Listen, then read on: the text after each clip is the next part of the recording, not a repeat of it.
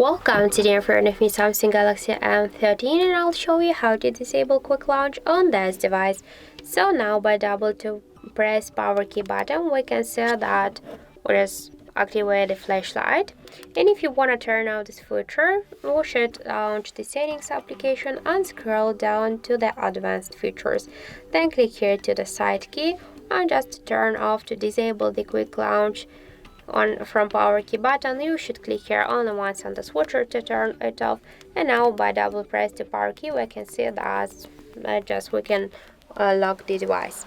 And that's it. So thank you for watching, and if you find this video helpful don't forget to leave a like, comment and to subscribe our channel.